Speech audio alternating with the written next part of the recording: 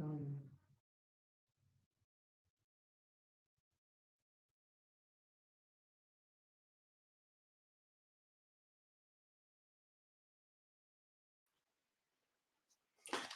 à tous et bienvenue dans ce nouvel épisode de l'Instant RH, les webinaires organisés par Culture RH. Hop, alors je vais virer mon intervenant. Ça y est, c'est là, je suis tout seul. Donc je suis Sébastien, je suis le fondateur de Culture RH et j'ai le plaisir aujourd'hui de vous accueillir pour un webinaire exceptionnel sur une thématique qu'on n'a pas encore beaucoup abordée sur Culture RH à travers les webinaires, c'est-à-dire le recrutement. Le recrutement et surtout, l'idée, c'est de savoir comment est-ce qu'on va recruter les bons profils, comment cibler les bons profils. Aujourd'hui, de plus en plus, il est difficile pour certaines entreprises de recruter les bons professionnels. Et du coup, il existe des techniques. L'idée, ça va être d'optimiser les canaux, ça va être d'essayer d'optimiser sa conversion. Et pour traiter de ce sujet, j'ai eu la chance aujourd'hui d'accueillir deux experts de la thématique de recrutement que sont Pierre et Adrien de la société Softgarden. Et en fait, cette société Softgarden, elle traite plus de 2 millions de candidatures par an dans toute l'Europe. Ce qui fait qu'ils ont une très belle vision de ce qu'est le recrutement à l'échelle européenne et des bonnes pratiques à l'heure actuelle. Donc, je vais les inviter à venir sur scène dès maintenant et à me rejoindre pour justement traiter de cette problématique et de comment transformer vos points faibles en force pour attirer les meilleurs candidats. Alors, il y a Pierre qui arrive. Allô, allô Pierre. Bonjour. Bonjour. Adrien également. Bonjour Adrien. Bonjour à tous. Bonjour. Eh bien, écoutez, ok. Ce que je vous propose, c'est que je vous laisse la place. C'est vous les experts. Et puis, bon webinaire à tout le monde.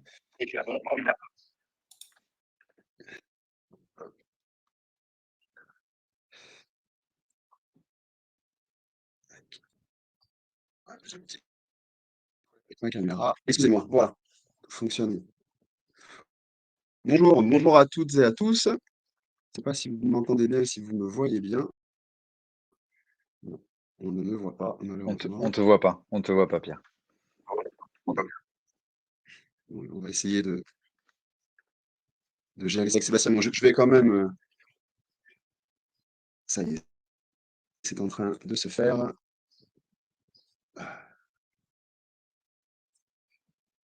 Bon, je vais quand même commencer. Excusez-moi pour ce petit problème technique. Donc, merci à tous d'être là aujourd'hui pour ce webinaire. Donc, on parlera donc de recrutement. Je suis donc Pierre, je suis en charge du développement commercial pour Softgarden France et je suis accompagné donc d'Adrien. Adrien, si tu veux bien te présenter en 2 mots. Je suis le responsable des ventes sur la France pour Softgarden. Pierre, je te laisse planter un petit peu le décor, présenter un peu Softgarden pour tout le monde qui nous regarde.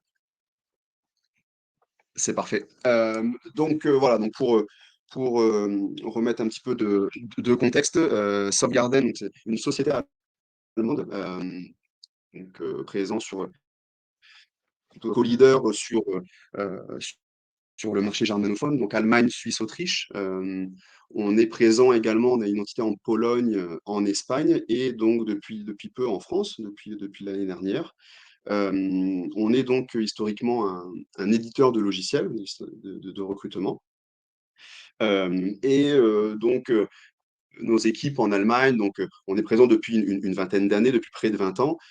Et donc, on a développé depuis tout ce temps-là un logiciel plutôt solide et plutôt complet qui offre je dirais une grande profondeur de fonctionnalités. Mais l'idée, c'est d'avoir avoir un logiciel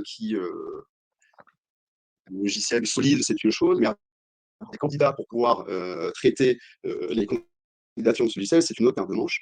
Donc, l'idée, c'était justement d'avoir de changer un petit peu de vision et de se tourner un petit peu du côté du candidat et ne pas seulement se concentrer sur ce que recherche le recruteur. Et donc, j'en reviens à la thématique d'aujourd'hui, c'est justement se concentrer autour du candidat, autour du parcours du candidat, de façon à pouvoir lui offrir euh, une expérience fluide, une expérience réussie dans sa recherche d'emploi. Euh, donc, alors là, je vais l'apprendre à personne. On sait très bien que depuis quelques années, le marché de l'emploi c'est complètement inversé finalement. Le rapport de force entre les employeurs et les candidats, c'est complètement inversé. L'employeur aujourd'hui n'a plus la main complète sur le recrutement, mais c'est bel et bien le candidat qui va avoir un petit peu plus de pouvoir, entre guillemets, et qui va exprimer ses critères de manière un petit peu plus précise. Et donc, nous, ce qu'on a fait depuis 4-5 ans chez Softgarden, c'est justement de se tourner du côté du candidat et savoir ce qu'il recherche, ce qu'il attend vraiment dans sa recherche d'emploi. Alors, je vais donner la main à Adrien pour justement commencer à nous expliquer un petit peu, nous poser un petit peu le constat de ce que je viens de vous expliquer. Merci Pierre. Donc effectivement, ce qu'on peut noter déjà, heu, après cet état des lieux bref du marché de l'emploi, actuellement, c'est vrai que c'est un constat qui est indéniable. On peut voir que les choses ont grandement changé, que ce soit conjoncturel ou structurel. Effectivement, il y a des évolutions, plus ou moins logiques, auxquelles on fait face.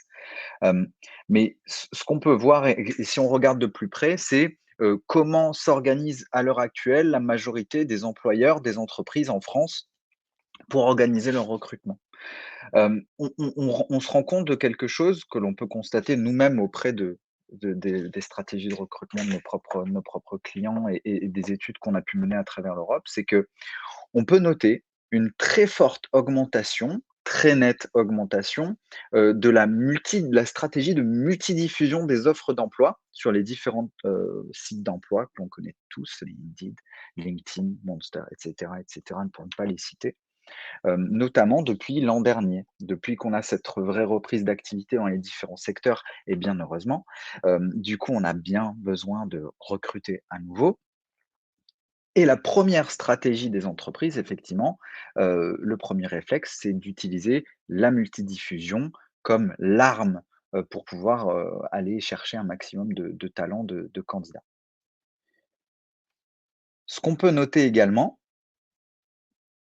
chez Softgarden, à travers, comme le disait tout à l'heure Sébastien, Softgarden, c'est entre 2 et 3 millions de candidatures à peu près, par an à travers l'ensemble de nos utilisateurs en Europe et pour vous donner un ordre d'idée, très concret, c'est que sur cette stratégie de multidiffusion, on a noté qu'effectivement, il y en avait de plus en plus. Hem, mais par exemple, en janvier 2021, bonjour Pierre, on te voit enfin. En janvier 2021, pour un poste, en moyenne pour un poste ouvert, les entreprises postaient sur environ 7 sites d'emploi, donc multidiffusés sur environ 7 sites d'emploi et avaient un retour, une conversion, au global et recevaient un peu plus de 20 candidatures. En gardant cette même stratégie-là, on se rend compte qu'en janvier 2022, donc il y a eu encore plus de multidiffusion, mais malgré tout, en termes de résultats et de retours par rapport à ces plateformes-là, ben, pareil, un poste ouvert, diffusé sur 7 sites d'emploi différents, et ben, je vais recevoir une dizaine de candidatures en moyenne, en gardant cette même stratégie. Donc ce qu'on peut noter très clairement, c'est assez étonnant comme constat. Je vais de plus en plus multidiffuser mes offres, mais finalement, en termes de conversion, proportionnellement, j'ai de moins en moins de candidats qui vont rentrer. Donc l'idée, c'est de vraiment regarder de plus près et de se di et d'essayer de comprendre et de se dire, ben, comment ça se passe chez la majorité des employeurs aujourd'hui? Quelle est la stratégie de recrutement? Hem, Ça part de l'identification du besoin. Par exemple, un chef d'équipe, un responsable va te dire: «Bah, moi, il me faudrait un commercial, il me faudrait un développeur» et cetera et cetera. L'identification de ce besoin-là. Ensuite, on va voir l'équipe RH qui va elle-même diffuser l'offre, comme on l'a vu, sur les différents sites d'emploi. Ensuite, 1 semaine, 2 semaines, 3 semaines plus tard, on se rend compte que j'ai pas ou peu de candidatures. Souvent, c'est la problématique ou pas les bons. Du coup, j'ai besoin on revient à une conversation éventuellement avec le manager et l'équipe RH et il faut trouver une nouvelle solution.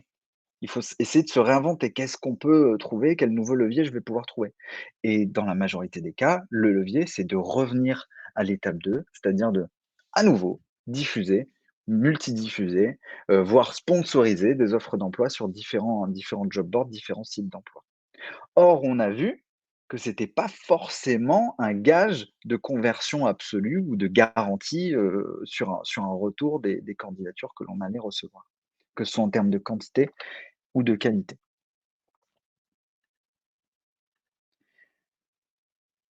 On peut le voir que quand je vais me rendre sur différents, sites d'emploi, quels qu'ils soient, suivant le secteur d'activité, suivant le secteur géographique, je vais me rece je vais me trouver devant des dizaines et des dizaines de pages, de résultats. Donc les autres entreprises qui vont avoir cette même stratégie-là de multiposter, tout le temps, de rafraîchir et de republier, republier, republier, responsoriser et cetera, heu on n'a aucune garantie non plus d'être les mieux référencés dans les 1ers résultats de recherche sur ces différents sites d'emploi. Je vais être, rapidement noyé dans la marée de résultats, sur les différents, sites d'emploi en question. Du coup, comment est-ce qu'on va pouvoir expliquer, ce phénomène-là? Pierre, je te laisse prendre la main pour regarder comment ça se passe de l'autre côté du miroir. Tout à fait.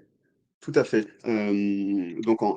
Par rapport à ce que disait Adrien et pour reprendre un petit peu ce que je disais au début, l'idée justement, c'est de se placer vraiment dans l'œil du candidat, et d'essayer de savoir quel parcours lui, il va emprunter lorsqu'il va rechercher un emploi.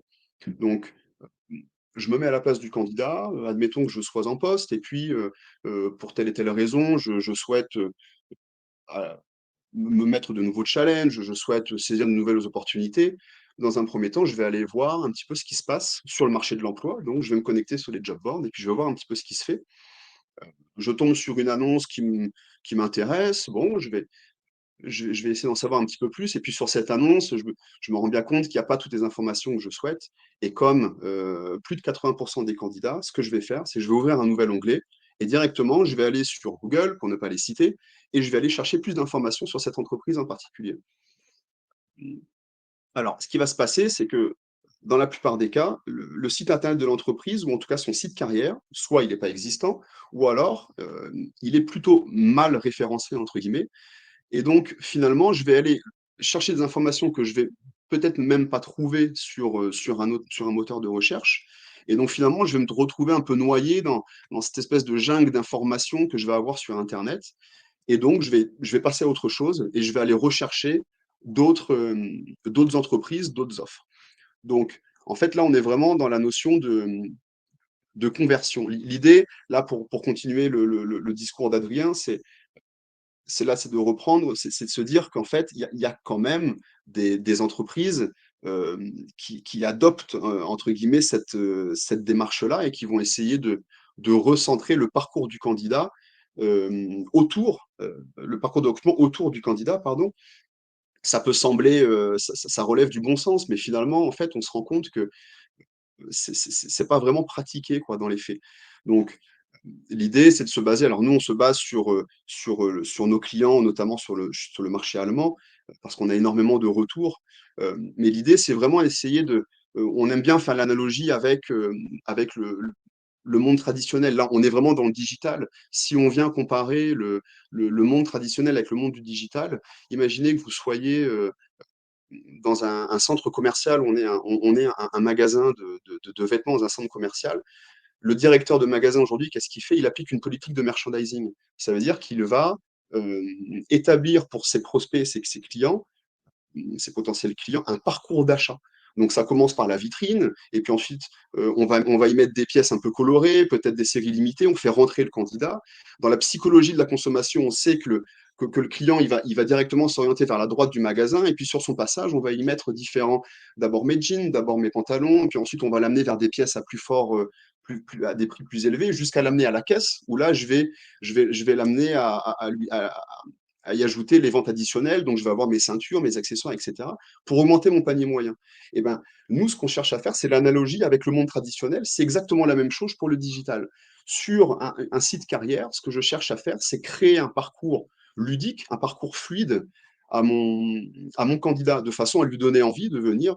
On- je pense qu'il ne faut pas avoir peur d'essayer de considérer ces candidats comme un potentiel client finalement et de lui donner, le parcours qu'il mérite pour venir chez nous finalement.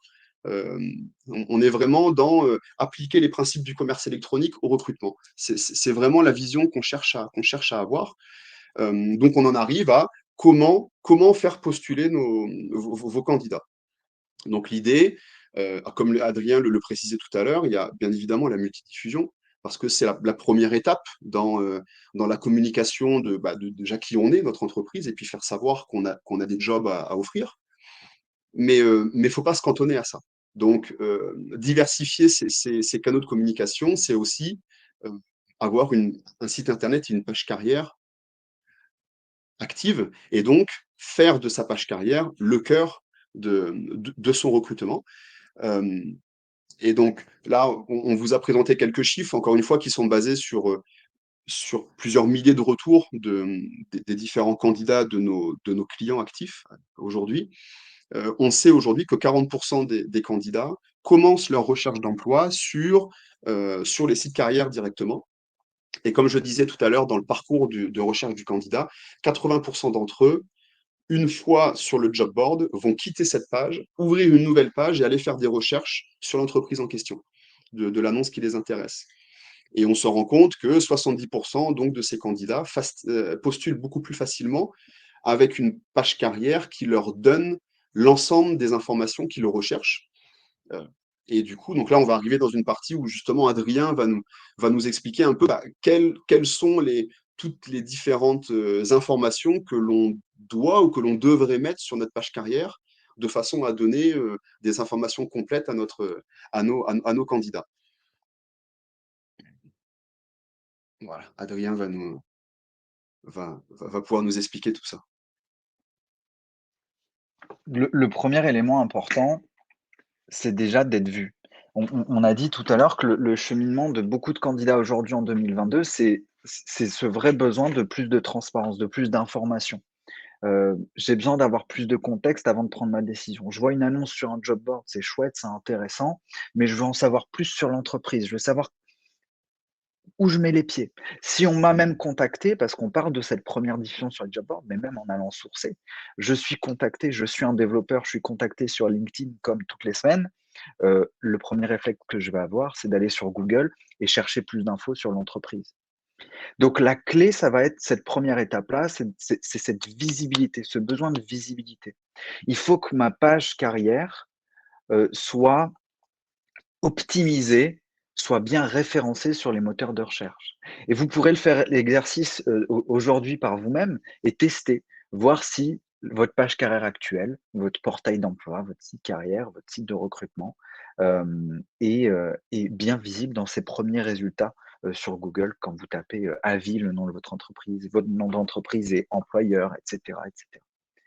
Parce que ce sont ce type d'infos-là que vont chercher les candidats et il faut qu'ils vous trouvent à cette étape-là. Parce que c'est l'une des étapes charnières où c'est là que je vais avoir le plus de taux de casse dans l'intérêt potentiel que j'avais suscité. Parce que s'il y a une chose qui est bien négligée actuellement, nous, des conversations qu'on a avec les recruteurs, c'est qu'on sous-estime souvent l'impact ou l'intérêt potentiel que l'on a suscité quand on a posté nos offres d'emploi.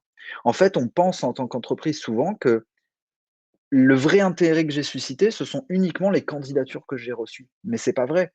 Il y a beaucoup de clics, il y a beaucoup de trafic qui a été généré sur ces sites d'emploi divers et variés. Et souvent, je me rends compte que quand je regarde de plus près, c'est juste que j'ai récolté qu'un minimum, qu'une minorité de cet intérêt que j'avais suscité. La deuxième chose qu'il est nécessaire de mettre en place aujourd'hui, c'est de rendre le plus simple possible la candidature du candidat. Donc le candidat nous a trouvés. Il avait toutes les bonnes informations, il avait toutes les infos clés pour prendre sa décision rapidement. Après, il va se trouver souvent, face à tout un tas de barrières au moment de postuler. Il est obligé de créer un espace candidat. Il est redirigé vers un mail pour pouvoir postuler où il va devoir, non seulement enfin, il va devoir passer encore 5, 10, 15, 20 minutes pour envoyer son mail de candidature et cetera. La majorité des candidats, vont pas être prêts à passer plus de 5, 10 minutes et encore 10 minutes, on est gentil, plus de 5 minutes pour la majorité pour pouvoir postuler. C'est lui qui est en position de force aujourd'hui. Donc l'idée, c'est de lui façonner un parcours simple, rapide et qui soit optimisé pour les mobiles. Vous avez les 3 quarts des candidats qui vont au moins commencer leur recherche, tout profil confondu, au moins commencer leur recherche, sur leur téléphone mobile. Parce qu'il faut que ce soit rapide, ça peut être, sur leur pause déjeuner, ça peut être le soir devant la télé, ça peut être entre 2 réunions, et que ce soit un ouvrier d'usine, que ce soit un alternant ou que ce soit un cadre supérieur ou un développeur, ils seront tous sur leur téléphone, au moins pour commencer ou voir deux trois informations. Donc ça aussi, ce sera quelque chose qui aura une vraie valeur ajoutée. Et dans cette même idée de simplification, il faut aussi pouvoir avoir un outil, une donner le moyen pour tout type de profil et à tout moment de la journée de postuler facilement. C'est-à-dire que là, actuellement, je vais être obligé au mieux, je vais me retrouver, être obligé je suis sur mon téléphone comme 75 des candidats. Et là, on m'oblige à laisser mon CV. Ben, moi, comme la majorité des candidats, j'ai pas mon CV sur mon téléphone. Donc du coup, au mieux, je vais me dire: «Bon, je vais l'enregistrer dans mes favoris, j'irai peut-être plus tard» et là, ce candidat-là, une fois de plus, je risque de le perdre, alors qu'il y avait un réel intérêt. Donc l'idée, c'est de pouvoir, par exemple, lui donner la possibilité de postuler en un clic avec LinkedIn. Il est sur votre page carrière, il fait postuler avec LinkedIn et hop, vous avez reçu une nouvelle candidature. Mais pas tous les profils sont familiers avec LinkedIn ou mettent à jour régulièrement leur profil LinkedIn. Je prends des profils de production ou des profils plus jeunes, un ouvrier d'usine, des agents de sécurité, de l'aide à la personne, et cetera. Tous ces profils-ci n'ont pas forcément LinkedIn. Donc du coup, là aussi, il faut trouver un biais qui fasse sens. C'est pour ça qu'on a aussi rajouté la possibilité de postuler via WhatsApp et ça, c'est un outil qui fait, extrêmement sens pour une majorité d'utilisateurs. Quand on regarde un petit peu de plus près le nombre d'utilisateurs, WhatsApp qu'il y a dans le monde et surtout en France, ça va aussi permettre d'avoir un outil simple à utiliser pour pouvoir postuler rapidement. Surtout quand il y a moins, de prérequis, de grosses qualifications qui sont vraiment indispensables pour ces postes-là ou qu'il y a des postes où il y a beaucoup de turnover. Ça peut être aussi une vraie valeur ajoutée de proposer ça, à vos potentiels candidats. Un autre, point qui a son importance et de plus en plus, c'est de ramener aussi beaucoup de plus de transparence, de pouvoir vraiment que le candidat soit dans les meilleures dispositions, qu'il sache où il met les pieds et ça, en fait, c'est vraiment le dénominateur commun entre tous les types de profils que vous allez rechercher. C'est qu'on est tous habitués tous les jours à cette transparence-là. Cette transparence, elle peut s'expliquer de différentes manières. Cette transparence, ça peut être, ben, je vais donner plus de contexte sur ce que fait mon entreprise, des témoignages, des choses comme ça. Oui, ce qu'on appelle un peu la marque employeur. Oui, on peut travailler sur ça et c'est une bonne chose. Mais pas uniquement, c'est aussi d'avoir des avis neutres recueillis, des évaluations, ce qu'on appelle nous des retours candidats qui vont être collectés directement auprès des candidats qui ont été invités à un entretien et des retours des études qu'on a pu mener. Il y a 8 candidats sur 10 qui vont être beaucoup plus enclins, à postuler s'il y a des avis des candidats, des employés directement disposés là.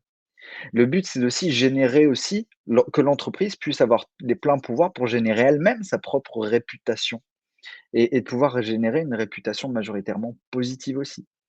Hem et ça, disposer en toute transparence sur une page carrière, ça permet plusieurs choses. Déjà, oui, de le mettre en confiance, mais surtout, ça nous permet de cocher la première étape qui est la visibilité. Parce que grâce à des avis générés auprès des candidats qu'on a invités en entretien, on est aussi beaucoup mieux référencé sur les résultats des moteurs de recherche en tant que page carrière, en tant qu'entreprise. Donc c'est aussi un élément à ne pas négliger aujourd'hui si on veut ramener plus de conversions. Comme vous le voyez ici, ce sont des indicateurs ces retours d'expérience, ces petites étoiles-là que l'on peut afficher en toute transparence directement sur la page carrière, que ce soit sur mobile ou que ce soit sur ordinateur. Un autre élément qui n'est pas négligeable aujourd'hui, je parlais tout à l'heure de profils comme les développeurs parce que c'est vrai que c'est bien connu aujourd'hui, c'est comme une ressource précieuse pour les entreprises et ils sont sollicités sans arrêt. Ils sont soit encore en poste, soit sur marché du travail pendant une très courte durée et tous ces profils-là, le temps, ça va être un indicateur très important aussi et l'idée, c'est pas forcément on se dit toujours: «Oui, effectivement, il faut réduire son délai d'embauche, son time to hire, au minimum». C'est une réalité. Le plus réactif on va être, là où je vais pouvoir gagner du temps, ça va être chouette. Mais rien ne va battre la transparence que je vais donner par rapport à ce délai-là. Je m'explique.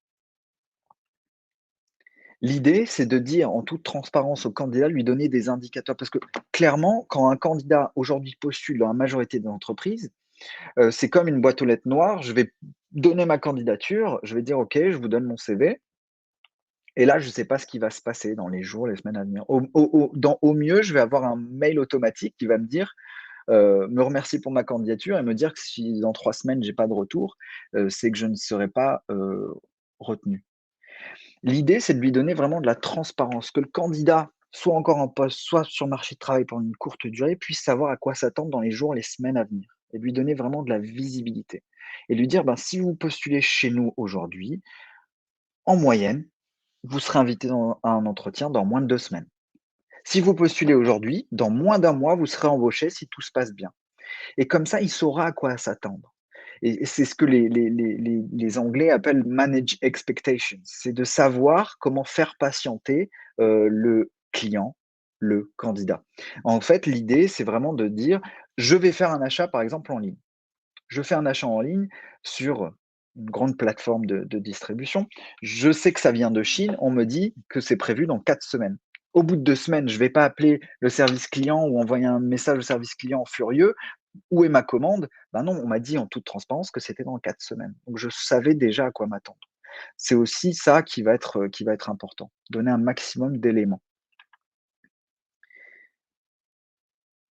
Et enfin, c'est vrai qu'on voulait, on voulait savoir aussi auprès de vous, je suis intéressé parce que s'il y a un canal qui est peut-être, le plus qualitatif, je dirais, le plus, économe, celui qui prend le moins dans mon budget, de recrutement et qui finalement est aussi celui avec le délai d'embauche le plus court, c'est bien le canal de la cooptation. C'est une certitude.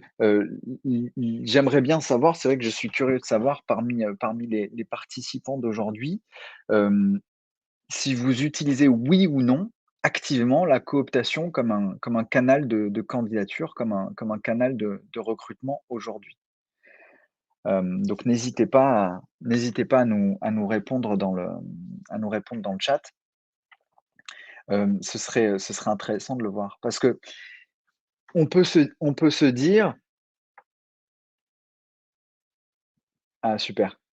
Vous avez le sondage aussi qui est disponible où vous pouvez mettre, oui, non directement et soumettre votre vote.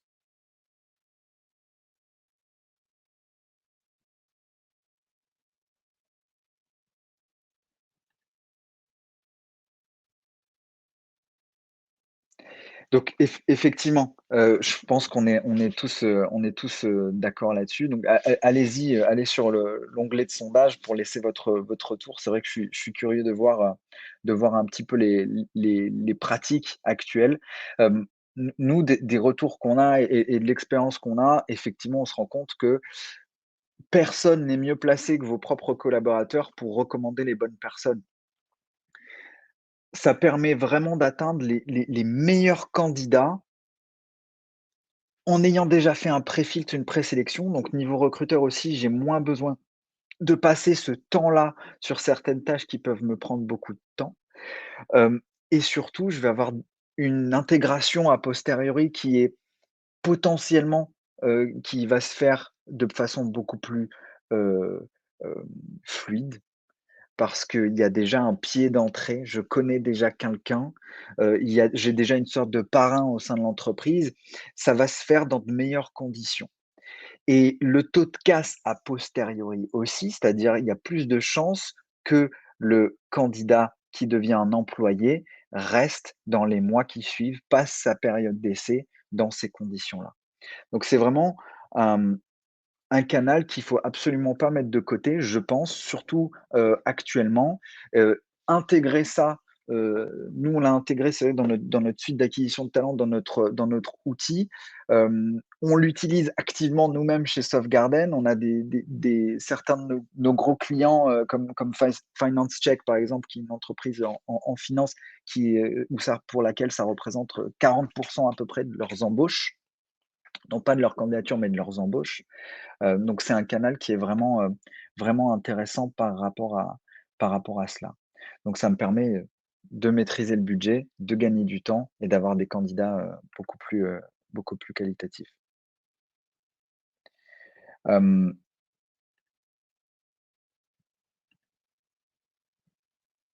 Je vais je vais reprendre un petit peu la suite donc, de ce que disait Adrien. Donc, c'est un petit peu une conclusion, c'est de se dire: est-ce que finalement un candidat heureux, va rendre justement le recruteur heureux?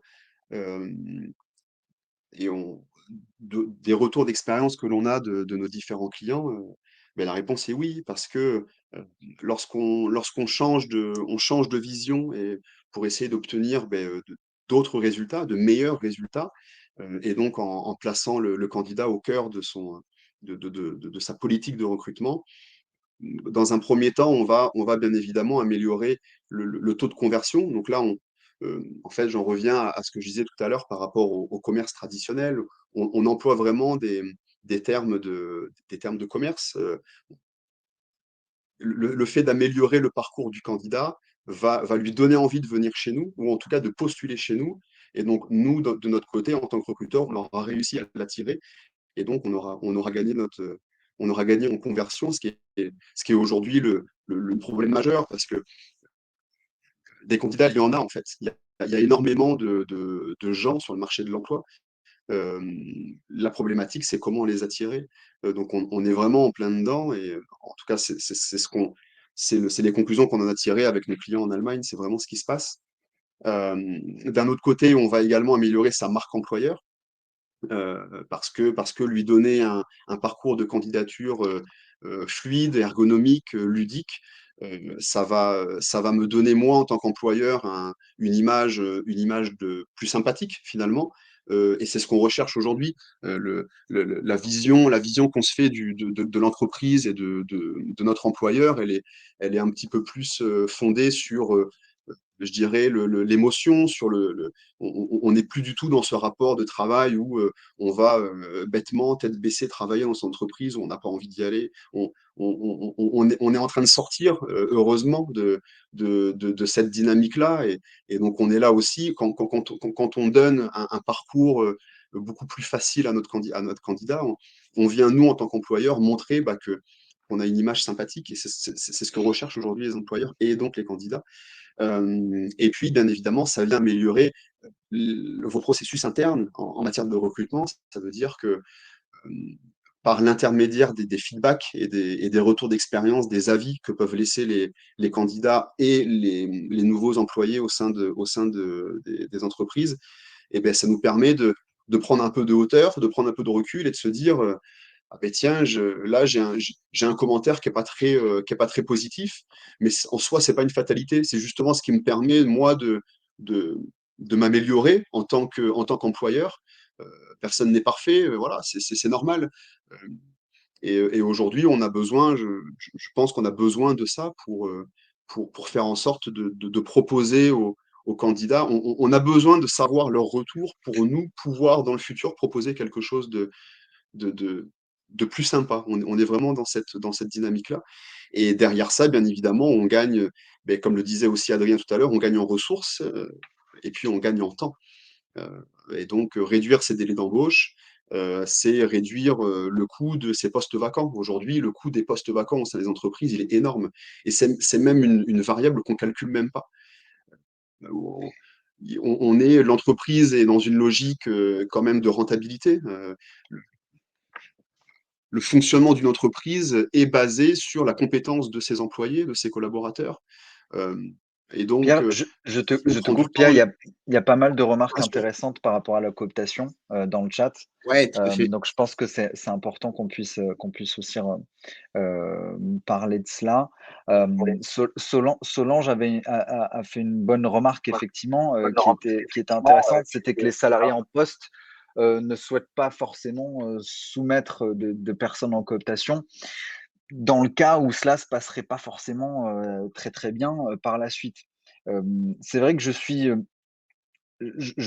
j'entends ça et qu'il peut y avoir certains freins, parfois côté collaborateur, mais comme le dit Sandra aussi, alors effectivement le recrutement reste de la responsabilité, ça reste l'entreprise qui va quand même choisir, avoir le choix final, et que c'est juste le coopteur va juste être une référence donnée, on va pousser, on va faire la courte échelle à un certain profil, mais c'est pas la personne, le collaborateur référent qui va prendre la décision finale de toute façon. Donc ça ne devrait pas être de sa responsabilité.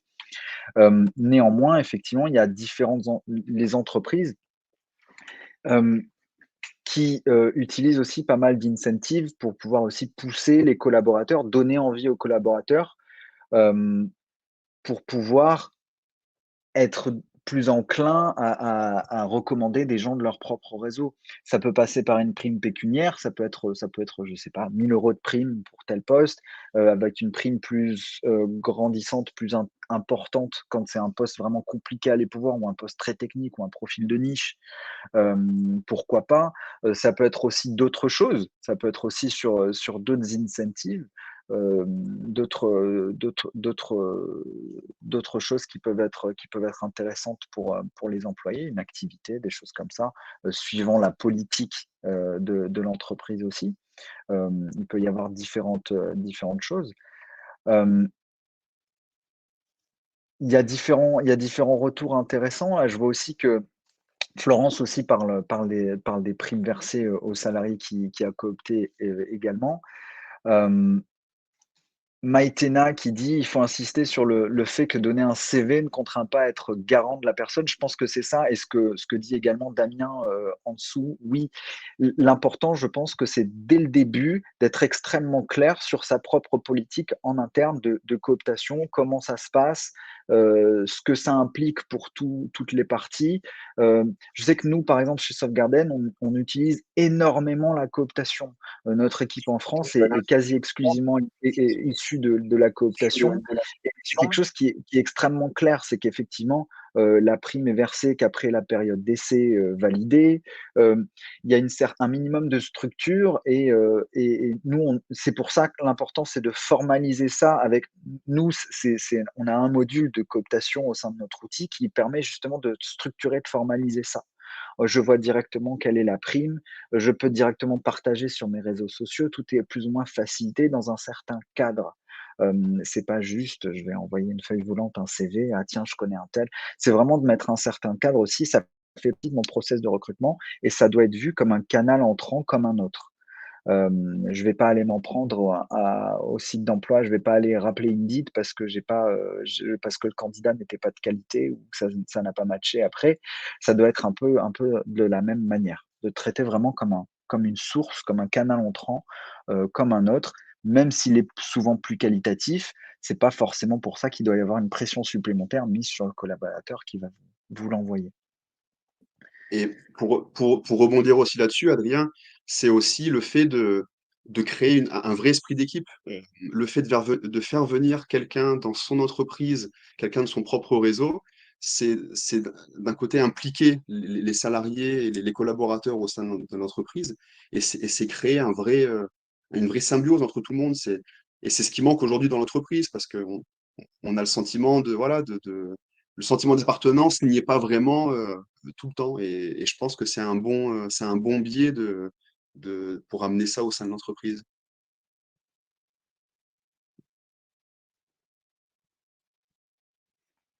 Ok, je suis en train de lire aussi les derniers commentaires, donc j'ai l'impression qu'on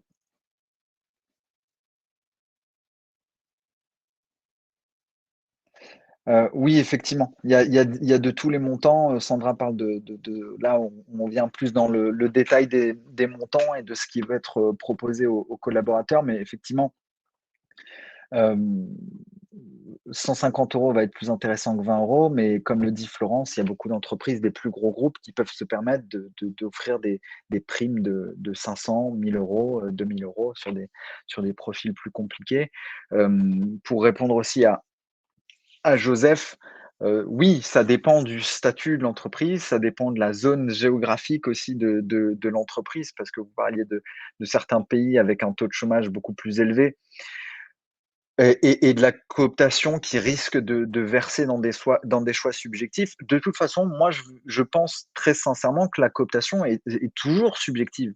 Mais c'est bien qu'elle soit subjective parce que euh, c'est très difficile. Moi, je vais faire venir l'une de mes connaissances, quelqu'un de mon réseau, parce que euh, je sais que cette personne va apporter quelque chose à mon collectif. Je sais comment cette personne fonctionne et je sais comment mon entreprise fonctionne. Et c'est ça aussi qui fait gagner du temps dans la cooptation. C'est que dès les deux parties, moi, je sais déjà comment mon entreprise fonctionne. Je connais cette personne, donc il y a plus de chances que ça matche. Après, il faut que ça se fasse en toute intelligence. Effectivement, vous avez tous raison. C'est qu'il faut aussi que le salarié puisse jouer le jeu et de toute façon, il y aura un degré de subjectivité à un moment donné parce que ça vient d'individus. Donc, bien sûr, objectivement, je sais que cette personne a telle qualité. Objectivement, je sais que mon entreprise recherche tel profil ou a tel besoin, mais il y a quand même une part de subjectif que je ne pourrai jamais enlever à ça. Mais il y a une part de subjectif dans chacun des recrutements que vous allez faire. Après, on peut plus ou moins le masquer, etc. Mais ça fait partie aussi du côté humain du recrutement. Ça fait partie aussi du côté humain du travail que l'on va faire effectuer au quotidien et des interactions que l'on va avoir avec chacun. Euh,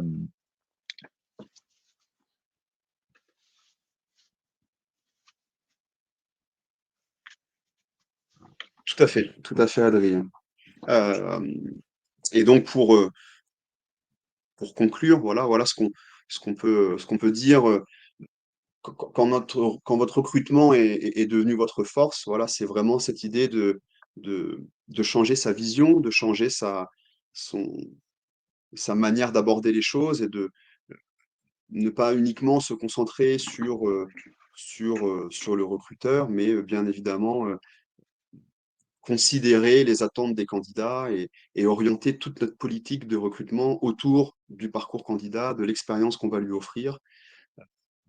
C'est, c'est quelque chose qui est aujourd'hui essentiel quant à la nouvelle photo du marché de l'emploi aujourd'hui, quoi. C'est vraiment devenu quelque chose d'essentiel. Je sais pas, Adrien, si tu veux rajouter Moi, quelques notes j'aimerais bien à répondre ajouter. À Myriam et Florence sur les deux derniers commentaires que je trouve très intéressants aussi, et je Mhm. suis absolument d'accord. Euh, c'est qu'effectivement, comme le dit Myriam, la cooptation, il y a eu, elle a vécu sur des expériences passées des primes intéressantes et que ça n'a pas permis forcément de faciliter les recrutements. Je l'entends. Il y a aucune de ces solutions qui va être une baguette magique. Mais il faut voir la, la cooptation, il faut voir donner plus de visibilité sur les moteurs de recherche, il faut voir faciliter les outils qu'on va mettre en place dans son recrutement pour permettre aux candidats de postuler plus facilement. Tous ces éléments-ci, rajouter plus de transparence en créant des retours candidats, en générant des retours candidats vous-même, tous ces éléments-là mis bout à bout, vont mettre plus de chances de votre côté pour avoir une meilleure conversion, pour répondre un peu plus aux attentes actuelles, et non pas que du candidat, mais des habitudes d'utilisateurs dans leur globalité. Et effectivement, il y a des canaux qui, suivant certains contextes, certaines entreprises, certains moments, certains postes vont plus ou moins bien marcher. Mais mis bout à bout, je vais quand même donner plus de chances, mettre plus de chances de mon côté pour pouvoir avoir un meilleur résultat, un meilleur retour sur ma campagne de recrutement. Et l'idée, c'est de s'éloigner un petit peu d'une monostratégie où je vais être sur un monocanal de diffusion, et je vais essayer d'aller, toujours miser sur le même cheval, sachant que je sais qu'il a très, très peu de chances de gagner. Donc c'est ça aussi la complexité actuelle, c'est de dire que je vais toujours continuer, continuer, continuer à uniquement reposer, faire ce qu'on appelle en anglais du post and pray. Je vais poster et espérer que ça retombe. L'idée, c'est d'essayer de maximiser aussi ses chances et d'ouvrir un peu, d'élargir un peu l'horizon et pour avoir plus de portée. Et tout l'intérêt potentiel que j'avais vraiment suscité, sans le savoir, que je puisse récolter un maximum.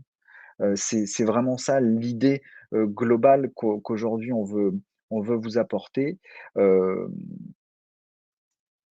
Effectivement, il y aura différentes expériences par rapport à la cooptation, par rapport à tel ou tel, élément, mais je pense que de toute façon, dans sa globalité, c'est l'un des canaux, qu'il ne faut pas hésiter à aller creuser. On arrive au bout de ces 45 minutes de webinaire. Du coup, merci Adrien et Pierre pour toutes ces informations. Est-ce que dans le chat, il y en a qui ont des questions qu'ils aimeraient poser plus particulièrement à Pierre ou à Adrien pour compléter ou ajuster leur connaissance sur ce sujet? Donc, il y a Sabina qui tape une question. Ah, bah, c'était pas une question, c'est pas grave. Bon, bah, en tout cas, pas grave. J'en profite, Sébastien, pour de ce que tu disais, nous, de notre côté aussi, on prendra contact avec les participants pour leur demander éventuellement si leur proposer de démonstrations plus personnalisées et puis pouvoir comprendre un petit peu plus les problématiques qu'ils rencontrent dans leur quotidien de recruteur. Et voilà, tout simplement. Ça marche. Entre-temps, il y a une petite question qui est arrivée d'Eugénie. Serait-il pertinent en termes de stratégie RH d'inciter les collaborateurs dans le cadre de la diffusion interne? Adrien, est-ce que tu as un avis là-dessus?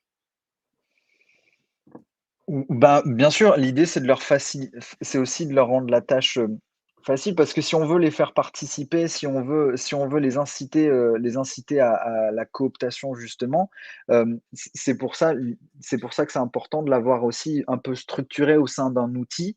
C'est pour ça que nous on a ce module-là de cooptation parce qu'il fait partie de l'ATS, il est lié aussi à la page carrière. Donc à chaque fois que le recruteur va poster une offre d'emploi, ça va aussi aller sur l'outil de référal, l'outil de cooptation, et chaque collaborateur au sein de l'entreprise peut recevoir une notification et peut partager directement sur ses propres réseaux.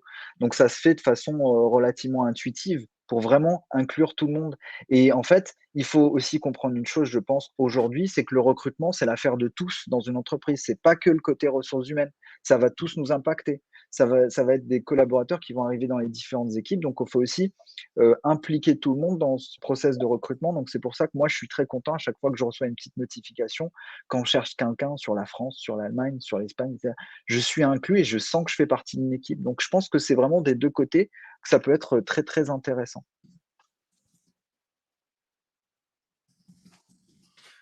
Il y a aussi également une petite question sur les retours concernant les diffusions sur les réseaux sociaux, Snapchat, TikTok, Facebook, Instagram, par rapport à toutes ces millions d'offres d'emploi que vous gérez à l'année, chaque année. Est-ce que vous avez des retours là-dessus?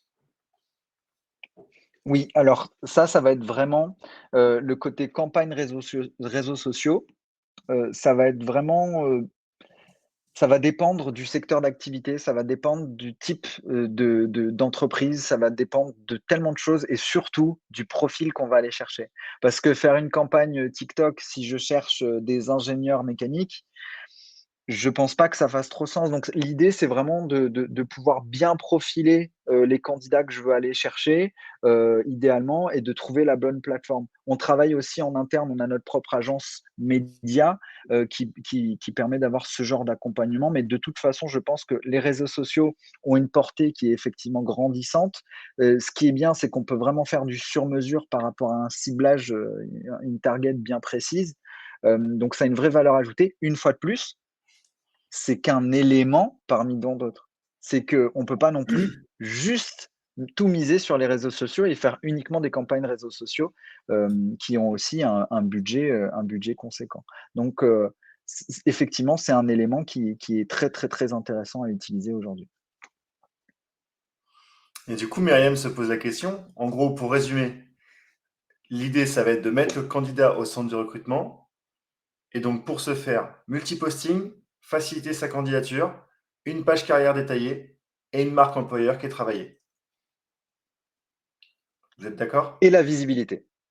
Et la visibilité? Si tu oublies la visibilité au milieu, tu perds quand même la conversion. Mais Ok. effectivement, Myriam, c'est l'idée. L'idée, c'est planter ces graines de visibilité à travers ta diffusion d'offres d'emploi sur plusieurs canaux, suivant ton secteur d'activité, le secteur d'activité, et d'être bien visible, donc qui te trouve. Donc avec les retours candidats que nous, on fait générer à travers notre plateforme, ces évaluations, les avis des candidats générés, ces petites notes-là, ça fait qu'on est mieux vu sur Google. Et ensuite, ils trouvent notre page carrière avec tous les éléments qu'il faut au sein de la même page sans avoir à sortir, d'aller sur du Glassdoor, comparer, et cetera. Tout est généré en interne et faciliter sa candidature. Et bien sûr, indirectement, en faisant tout ça, j'agis sur ma marque employeur et je crée la meilleure vitrine possible pour mon entreprise. Effectivement, si on peut le résumer en quelques mots, ce serait ça.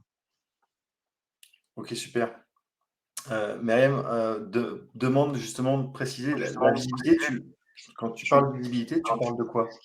C'est vraiment le référencement sur les moteurs de recherche. Alors après, je sais que pour les recruteurs, ça peut paraître un peu barbare, que tous ces mots-là, c'est du marketing digital, mais aujourd'hui, on ne peut pas le négliger. En fait, c'est à quel point, comment je vais être trouvé le plus facilement possible quand ils vont taper mon nom d'entreprise sur Google. Beaucoup, ils vont taper le nom d'entreprise avis, nom d'entreprise employeur, et cetera, pour aller chercher des infos. Et l'idée, c'est que je sois bien visible, que ma page carrière soit bien visible à cette étape-là. C'est de ça que je parle quand je dis visibilité, Myriam.